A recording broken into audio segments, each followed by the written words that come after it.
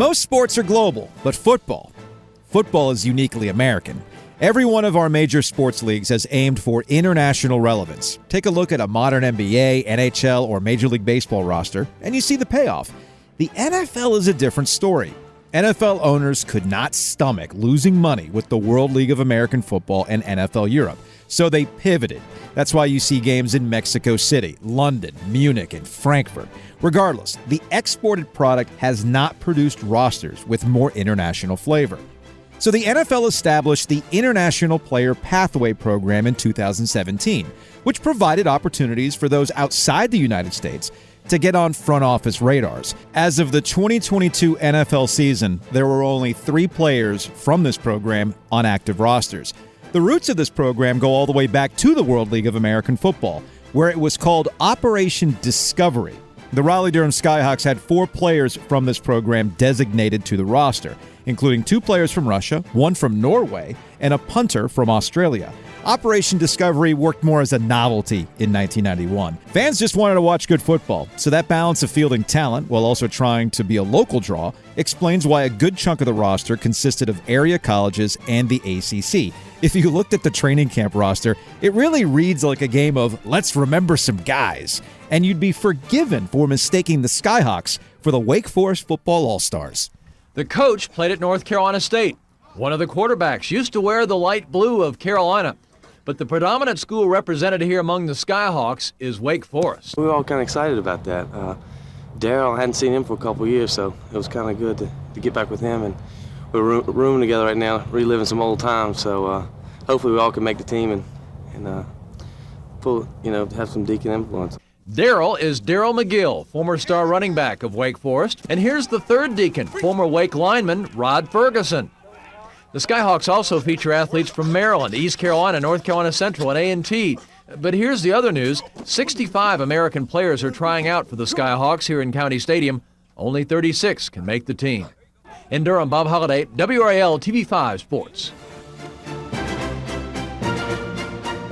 In this episode, looking back on that one season of Raleigh-Durham Skyhawks football, I talked to a successful North Carolina Tar Heels quarterback and the one-time, all-time leading scorer at Wake Forest about their experiences. The Triangle has the most unique landscape for sports. 3 major universities along Tobacco Road with rabid fan bases, a Stanley Cup champion, an NFL team right down the road, and heavily invested transplants. Not to mention an interesting mix of sports teams that were.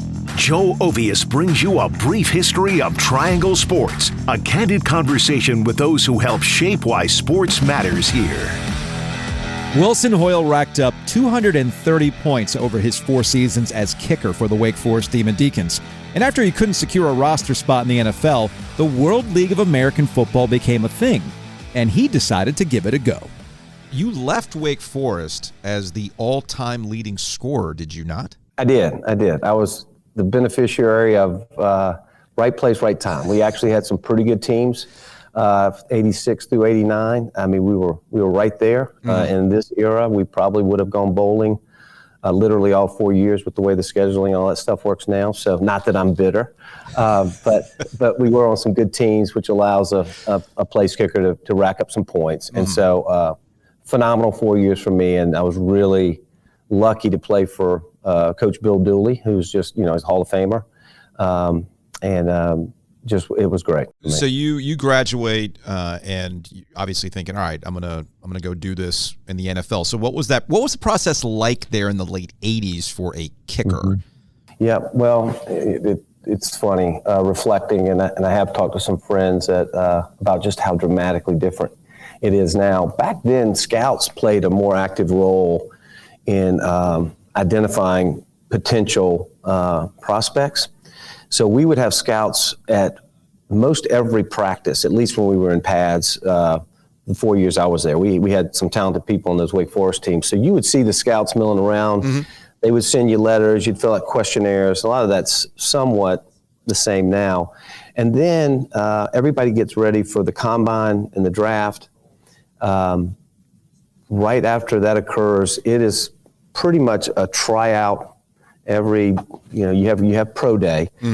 Back then it was a flat out tryout. Now it's more of a, how fast can you run, lift some weights and different things like that. It's a TV spectacle at this point. Absolutely. Absolutely. But back then, it was actually less glamorous and probably more important. Like it was a big deal when you had your tryout with and then fill in the blank. And so you would do it on a onesie, twosie basis. Then the draft would come. And I was lucky and fortunate enough that once the draft ended, I did get a couple phone calls, went up to Detroit.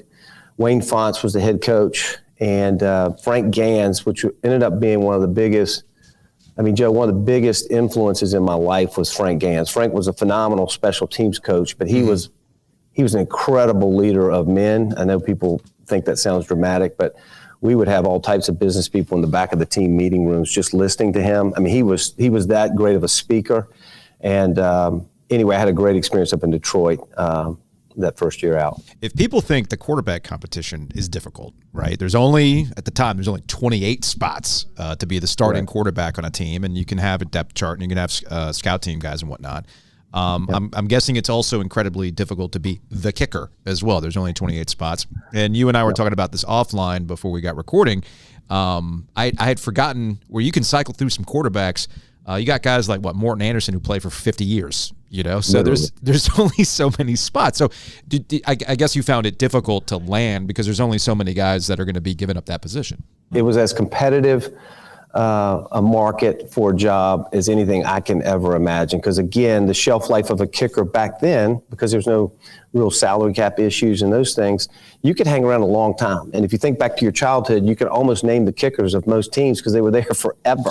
Yeah, for me as a Dolphins kid growing up, it's Pete Stoyanovich. He was there forever. Absolutely. Yeah, great guy from Indiana. Right. And and we all want each other's jobs. So we play nice in the sandbox until we get at the practice tryout, and then it's on. But and that did create a lot of competition, obviously, but it really was different, Joe. And I can recall a tryout with the Rams. I was in Detroit. They could call you in for a tryout if you weren't on the active roster. And I went out to L.A. back the first time they were in L.A. John Robinson was the coach. Right. I think it was Mike Lansford had some type of injury, and they brought out 3 or 4 of us to try out on Tuesday. A guy named John Carney is sitting there, and John and I know each other, former Notre Dame kicker, and he said, "Wilson, this is it for me. I'm not doing this anymore. I've had it. I've been chasing this thing X number of years. I can't remember. See you down the road." Yeah. Well, he wins the tryout. They sign him. He plays for a couple of weeks, goes to San Diego for a couple of weeks, and literally never stops playing for another decade or so. He had just an illustrious career. But, here he was literally thinking that was his last time doing this charade. And then he ends up being, just a great one.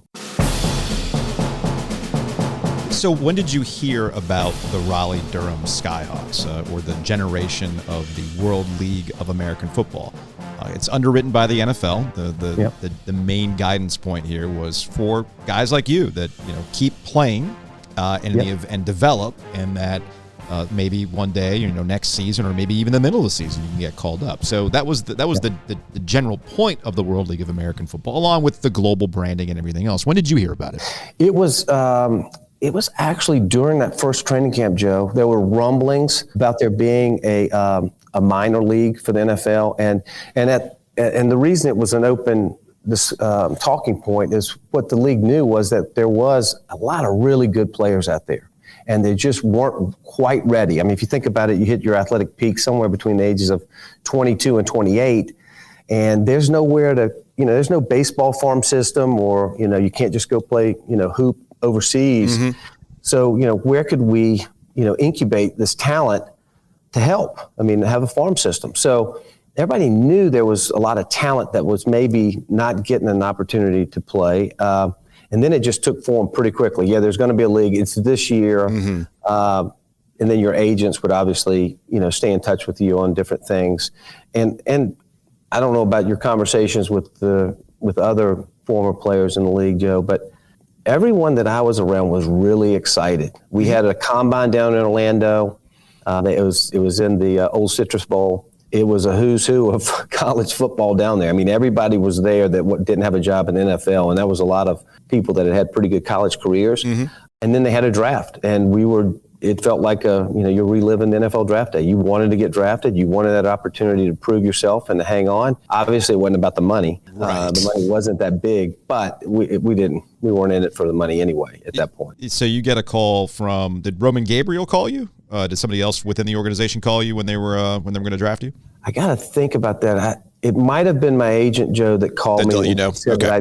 But we were there. No, I take that back. I forgot about that. We were actually there at the draft. It was after so we were actually there. I was in the hallway, and a guy named Jim Pop walked out. And I don't know if you know Jim, but he ended up being the Toronto organized GM for a long time. He's been in football for a while. He was our wide receivers coach for the Skyhawks, and he went on to have a pretty good career. I think he's with the USFL right now. I have a WRAL report from the lead up to the Skyhawks, and you're featured in one of them. Oh God! And it's you. It's basically you saying, "I want to kick field goals. I want 3." This terrifies me. There could be a little disagreement on the Raleigh-Durham Skyhawks team already. Wilson Hoyle is a kicking specialist from Wake Forest, and he'd like to see lots of 3-point opportunities. But if head coach Roman Gabriel has his way, these Hawks will only need a kicker for the point after touchdowns. We're going to be exciting. We're going to put some points on the board, and we're going to stop people. Even if the Skyhawks do have great success with the touchdowns, Hoyle knows there'll still be a paycheck available for the man with the best toe.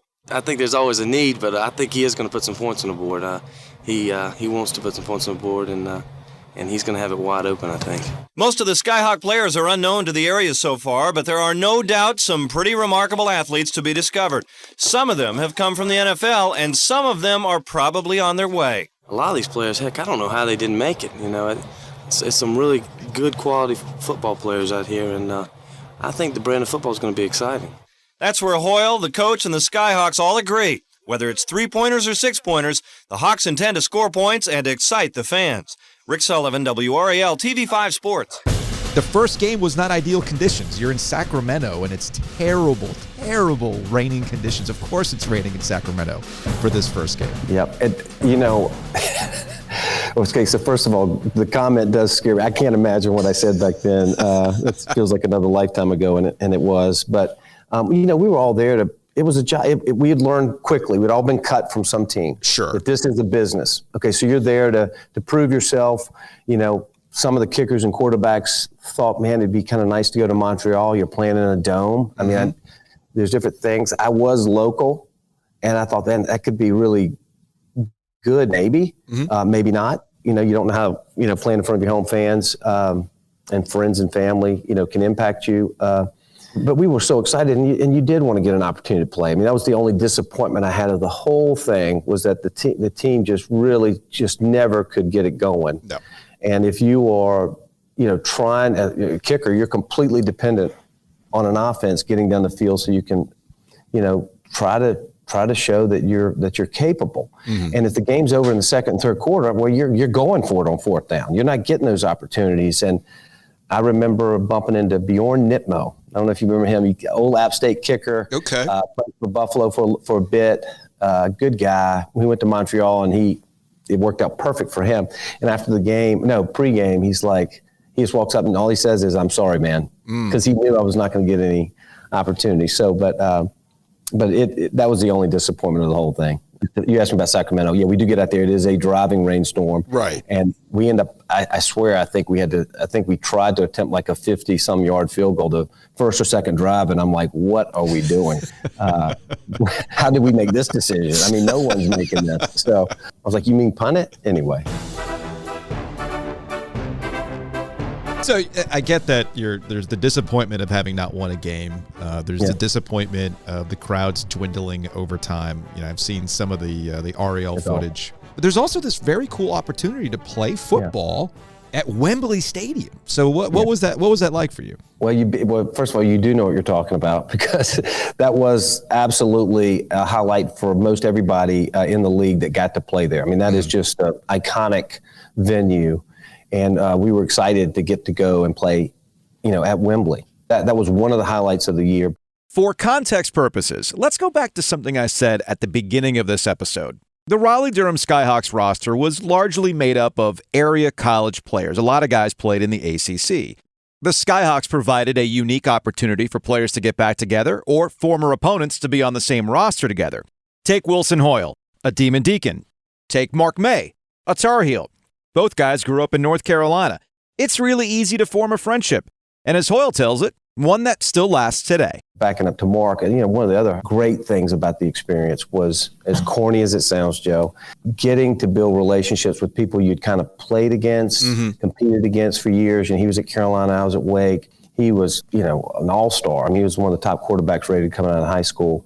And we all knew his history with his shoulder. And so we first started practicing. Our training camp was held at Durham County Stadium. Now, they are building plywood lockers in there and putting this green carpet down. It was brutal in this high school locker room. And you did have a moment or 20 where you said, what am I doing here? It's just kind of dreary to be doing that in early, well, not even spring, but in the winter for training camp. And I would always see Mark first in, last out. I've had a tendency to be one of those guys too, but he was always trying to strengthen his shoulder with all the band work and all those different things. And it inspired me. It amazed me. He's just such a good person. I just hate that the injury cut short. There's a lot of what could have been here. But anyway, we get to Wembley. I know the question's about Wembley, but it was awesome, Joe. I mean, they had the big doors back then. They opened up, and they loved the kickers over there. I mean, we played in Wembley, and we played in Frankfurt. A couple things that come to mind. We're at Wembley. The pregame, Brent Musburger and Dick Vermeil were doing the game. So they came and spoke to us at practice before. Dick had a relationship with Roman.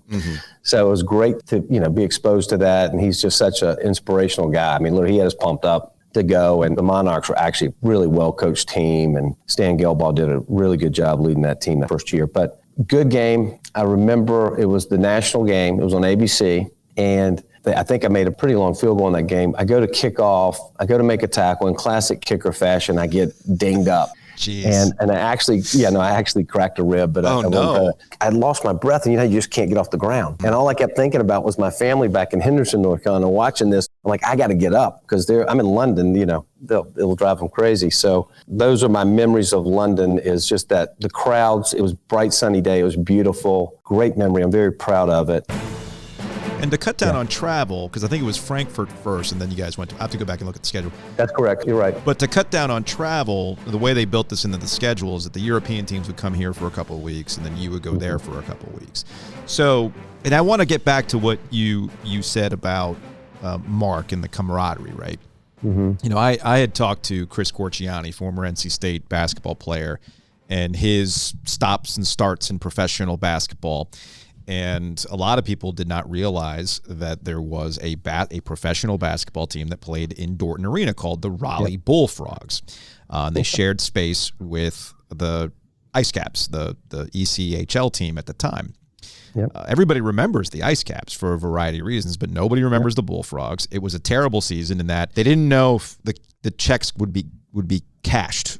So he knew the quickest way to get from Dorton Arena to his bank to cash his check before. This true story, right? We didn't have that concern. The league, the league at least had money, right? Yeah. But I asked him, like, man, that sounds awful. He goes, I had the greatest time ever. It was awesome, Joe. And so just to echo Chris's observations about facilities and stuff like that, we had meeting rooms somewhere off, I think it was Spring Forest Road or one of the roads there. It was an office building. We practiced at Ravenscroft. And that was kind of odd. I mean, these are elementary. I mean, it just was weird.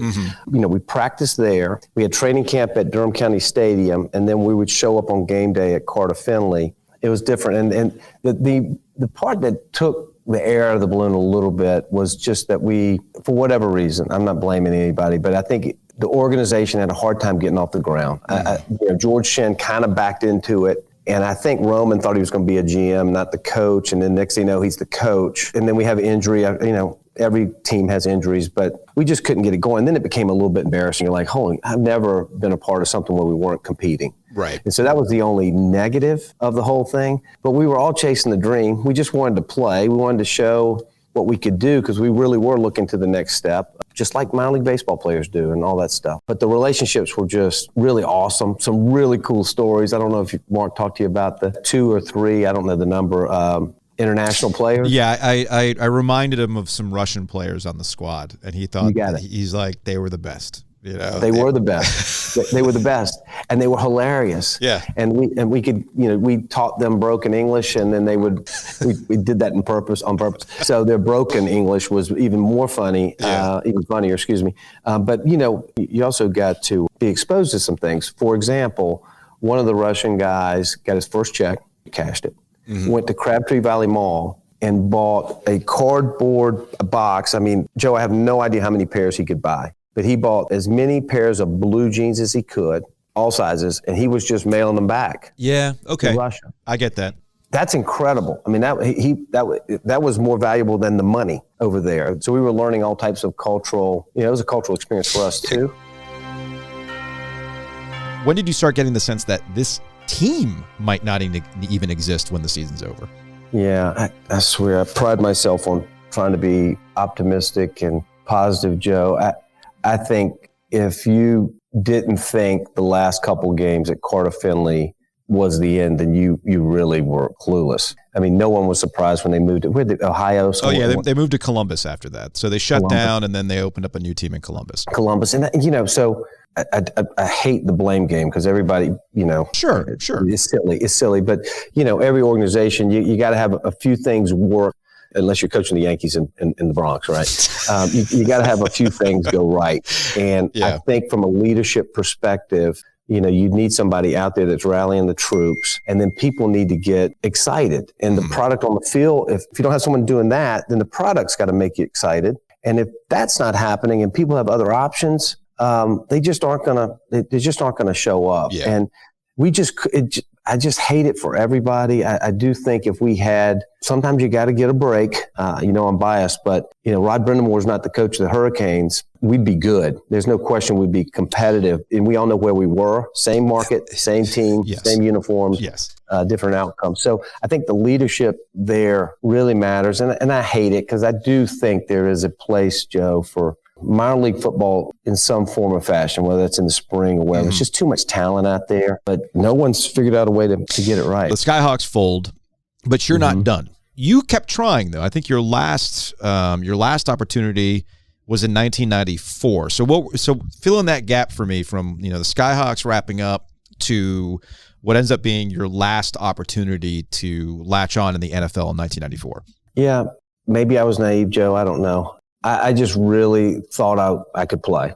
And so I'd been there. I'd had some success that first preseason. And, when you believe something, which is the first element in any endeavor, it's hard to make a belief go away. So for me, that was in me. I also had a strong desire to never say what if. I'm going to push this thing as far as I'm able to. I really thought I was good enough. I was supported by a family. My mom and dad they were never saying get a job. So I was training year round. I got enough encouragement from the league. I mean, I was trying out with teams pretty often. I mean, they were calling me frequently. So I was in the mix. I think if I hadn't have been in the mix, or if the calls had only been from other leagues or something, I'd be evident that the league and it was done with me. But I was given enough to encourage me. Had another camp with Detroit, was there, 6 months before, and that went really well. I was there with a guy named Jason Hanson. So Jason, obviously he's a Hall of Famer too in Detroit, and he'll probably be up for the big Hall of Fame at some point. He's just a great kicker, all-time great, and was able to hang around for a few years. My big break was in San Francisco. Everybody wanted to get that shot. Went out there, and they decided to stay with Mike Kofer, who's a local guy. I was out there, great organization. For me, that was it. Throughout all that, though, Joe, I worked a ton of odd jobs. I had so many people who cared enough about me that they would give me jobs. I mean, it's just some of the craziest stuff. For another time, we can tell you won't believe it. I did some incredible things. And, we always like to talk about the Kurt Warner working at the grocery store. To be honest, not taking anything away from Kurt Warner. Just about everybody that's going from tryout to tryout is working some supermarket type job. And if they make it, it becomes a story. They were training and working out and trying to make a living. But just pursuing the dream, as corny as that sounds, you get there, you get a taste of it. And, I was lucky enough to play with Barry Sanders, and that was fun. Made great lifelong friends. Eric Kramer and I were roommates up there and became good friends. And he's another, NC State guy. So, my life's just been so much more full and richer because of those relationships. I just wouldn't trade it for anything. As painful as some of it was, the disappointments are real. You invest a lot, it hurts a lot, but wouldn't trade one thing at all about it. A brief history of Triangle Sports will continue after this break.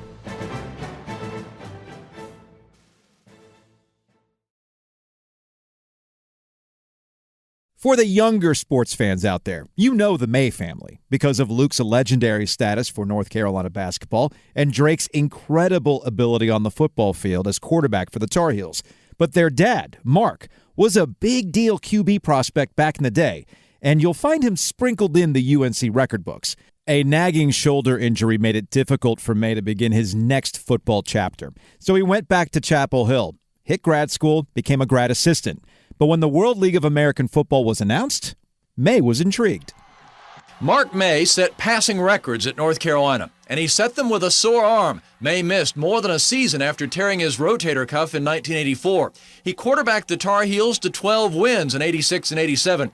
Still, it surprised some when the Raleigh-Durham Skyhawks drafted Maye in the first round. Over the last year and a half, I had a feeling that by being around Mark, that he was going to be okay, and he proved himself very, very well. He was as good as what we had down there. My arm's fine.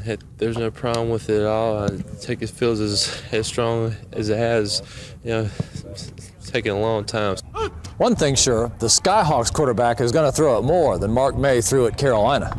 Yeah, the Skyhawks today come out winging it. They think of their attack as constant 2-minute offense. Maye admits he's got to knock some rust off, but so far so good. He looks good. Mark's a great guy, and he's an excellent quarterback. Nobody's ever questioned it. He just needed to be in the right opportunity, had the right opportunity in the right place, and I think this will be perfect for him. Number one priority will be to throw the football, and so head there. I'm excited. Head there with Roman. Head there that you obviously have to run the ball.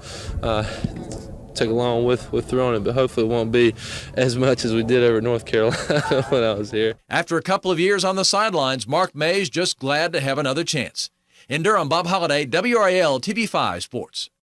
Let's start at the end of your time at North Carolina, where you started. You started for 2 seasons. You graduated in 1987. What was next for you? I want to try to play pro football. I had aspirations really for the NFL. Really just kind of went in because everybody else that next, whatever the semester after you finish your last year, wanted just working out, trying to get ready. I didn't get drafted. I got signed there by Tampa Bay as a free agent, was on their practice squad for 1 season, and then they let me go. They didn't see the light, I guess, huh?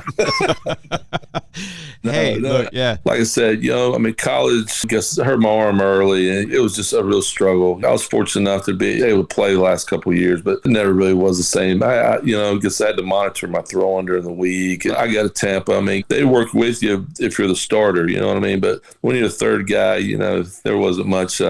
It was a great experience. Actually, Vinny Testaverde's second year.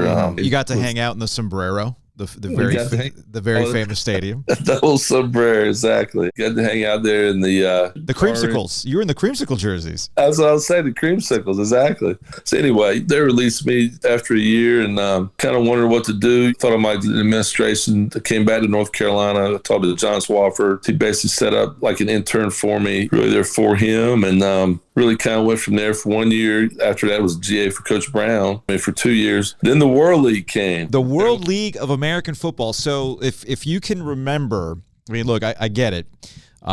You had the clarity to understand that the NFL just wasn't going to work out. So you started thinking about what's next. Look, a lot of folks don't know how to process that. A lot of folks don't know what to do next. You figured that out. I'm not sure that I would say I figured it out. I was trying to figure it out. This is the curiosity, and this is what in all the years that I spent talking to athletes and former athletes, you can try to find out what's next, but if there's an opportunity, you're going to try to take that opportunity. So here comes the World League of American Football. When did you first hear about the Skyhawks? What happened really first was, because they had some tryouts in various locations. So I remember going down to Birmingham where they had one in really kind of regional areas, and that was the closest one to me. So I went down for the weekend, Joe, and you appreciate this. I walked in there. Oh, my gosh. And you know what? You look around and talking about all walks of life, and they're trying out for football. I bet. Yeah, I was a little bit like, what in the world am I doing out here? There were obviously some guys that I recognized, and we had a little workout, and they get a few quarterbacks they picked to kind of, to advance on. And then the next stage was they had almost like the combine that they have now for the NFL guys. They had it in Orlando. So I went down there, and then that's where I looked at all of the other guys. And then that's when they had the draft. And I knew that Raleigh-Durham was going to have a team. I knew Roman Gabriel, but I mean, get pretty good friends with him. I didn't know, they didn't really contact you much. There wasn't like, I guess, any player interviews or, anything like that with the teams. But that's the first time I knew that Raleigh-Durham was going to have a team. And it was owned by George Sheehan, I think. It was, yes. Right. So guess I just waited for the draft. And I was surprised to hear my name called out fairly early by the Raleigh-Durham Skyhawks. So your quarterback room, by the way, was Bobby McAllister. Bobby McAllister. I remember Bobby McAllister from Michigan State. Joe Pizzo. Yeah. And John Birch. Those were the four guys on the roster. You and those three guys. John Birch. You know what? That's funny, Joe. I don't remember that as well. He played at UT Martin. It was Tennessee Martin. Okay. Yeah. I may remember. He threw one pass, by the way, for the Skyhawks. Did he really? Okay. Good. You know what? I guess that. I was really excited about it, looking forward to it. And a lot of the reasoning from my standpoint was, it was a quarterback-driven league. I mean, they were going to throw the football at the place. It was a little bit experimental. The first time that you had the mics or whatever in your helmet. Right. Guys that were doing some of that, a lot of formations, it's just a lot of more really wide open football. I'll never forget the first practice. It was a little bit like the Birmingham situation. We go out to Durham County Stadium, and I think Roman and also the Skyhawks, they were going to have a couple of days to leave it because it's open to the public also, because I believe that's correct. So they had like another open trial, for everyone to come out in the area. Obviously, just trying to drum up some interest for the team and all that. And I'll never forget, Joe, running around the field for a lap. I was looking around. It was Birmingham was one thing, was like looking at all of the other guys. Birmingham, most of the guys that had to buy a plane ticket or they had to get there. And when you're in Durham, I mean, we're walking around, I probably think there were probably some guys that just walked there from across the street, you know what I mean?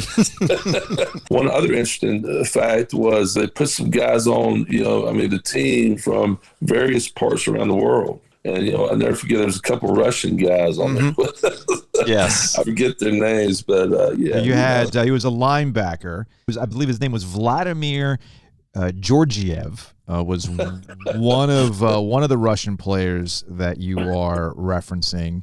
And then there was Oleg Sapega, a defensive end. I remember Oleg. Yeah. Okay, you remember Oleg. Okay, and you're right. That was the reason why it was called the World League of American Football. They were trying to introduce people from other countries into this thing. So, did those guys know English? Do you remember that? Maybe a little. I'm not much. The one thing is, I remember they were good guys, and you know what?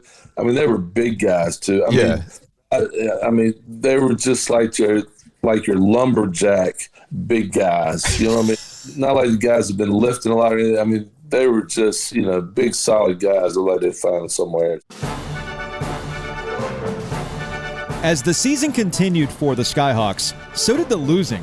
But they were also losing players. May's season got cut short right off the bat. But as the season went on, the injury list grew.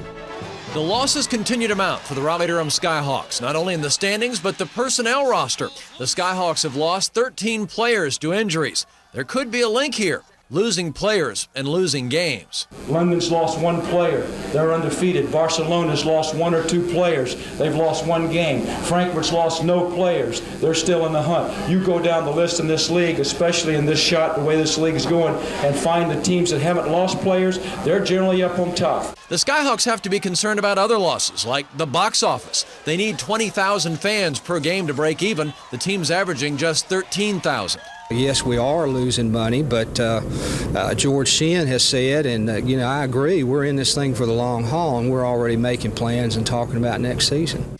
There are no guarantees in pro football, but the Skyhawks figure more healthy players and a more healthy one-loss record could lead to a healthier crowd. Bob Holliday, WRAL TV5 Sports. You're helping me out here because, it's very difficult to find statistics online for the Raleigh-Durham Skyhawks. So shocker, right? So the only thing I can really find about you is that you played for the Raleigh-Durham Skyhawks. You had 33 attempts, 15 completions. Wow. So and two interceptions. Yeah. So how many games did you actually play? Because I can't find that. I was going to say, don't mention that to Drake or guess any of the rest of it, right, Jeff? So, I'm sure. I'm sure in his moments, Mac will probably tell Drake, like, "Hey, by the way, don't let your dad tell you anything. He threw 2 picks in the World League of American Football. Come on now." That's exactly right. That's exactly right. You know, hey, I guess I started the next game. We played at Orlando. Yeah, you played in the Citrus Bowl in Orlando. Yeah, and I got hurt on like the 34th series. Okay, I hurt my arm. So the guy ran by, knocked the ball out of my hands. It was lying there, and I reached for it, and somebody hit me from the back and just dislocated my throwing shoulder. So that was my career in the World League, Joe. So that was it. And it was going to be really probably most of the season before I was able to get back. So what they did was they sent all of the guys that were injured to a hotel right outside of Dallas, Irving, Texas. If you went there, they would continue to pay you. So I went there. So I spent the next 5 or 6 weeks and really, living out of a hotel and, just Irving, Texas rehabbing. So I didn't get to go back anymore with Skyhawks. I literally just watched the games on the TV, after I got hurt. When they picked up their Joe Pizzo, I think Bobby got hurt. The second to last game at Carter Finley Stadium, I want to say there was only 4,000 people who showed up for that game. To be honest, I'm surprised there was that many. I don't think we won a game. I never had the opportunity to play at home. Both of our first 2 games were away. So I was really kind of disappointed, I was looking forward to it, and kind of the last opportunity to maybe play, which it was. And so, it was really kind of disappointing the way it ended for me. Because I was obviously the World League. It was a great experience for a lot of guys. Not only for an opportunity to play, but as it went along, even in a lot of ways, it became even more of a kind of ground for the NFL, to put some players that are on some practice squads, or maybe that they just want to see more of them. I had some friends that a lot of them played, I guess, in the World League later. Brad Johnson, he was a quarterback. He played over there. Obviously, there are a lot of guys that fit that bill. I kind of hate, that my World League career was cut so short. Do you have any Skyhawks gear in the house? You know what? I think there's some Skyhawks gear at my parents' house. I had a jersey, I know, at one time. I had a big parka. I actually like the colors. The season wraps. The Skyhawks don't win a game, and It's fairly obvious it's not going to work. The team folds. It moves to Columbus, Ohio after this. Was that it for you? Was that the moment you realized that was this football thing ain't happening? Yes, yeah, that was it. You know what? I thought about it, maybe possibly going up there. And also, funny enough, actually Jack Bicknell, he was the head coach of maybe the Monarchs at the time, the team, maybe London, but he was real nice. At least he told me that if Raleigh-Durham weren't going to pick me, that they were going to pick me. But you know what, Joe? I was maybe 26. I'd hurt my shoulder again some, and I'm going to maybe go back to MBA school at UNC and work in the athletic department while I did that. So I decided to move on. So it was interesting. Have you talked to Carson Hines? I run in to Carson maybe a couple times, since then. He used to live in this area. Yep. He had a son that played high school, but every time I see Carson, we laugh about the ride. Carson looked at me and said, "Man, can you believe that? Can you believe we did that?" I could do a dozen more episodes featuring former players and their journeys, but you get the gist. While the Skyhawks didn't win a game, the players cherished the opportunity to be on the football field, and memories were made. Speaking of opportunities, players weren't the only ones getting a unique experience going overseas to play football. In the next episode, we'll talk about what it was like on the broadcast side. Thanks for listening. If you like this episode and you want to wallow a little bit more in the failure, the what could have been in the triangle, check out our previous episode on the Raleigh Bullfrogs, the ill-fated Global Basketball Association team that played one doomed season, also in 1991. Chris Corciani, NC State legend, he was a Bullfrog, and despite the terrible court conditions and the lack of fans, he loved every minute of it. A Brief History of Triangle Sports is written and reported by me, Joe Ovias. Doug Miller handles our final mix, and big shouts to Jason Jennings for digging up all that wonderful treasure inside the WRAL archives.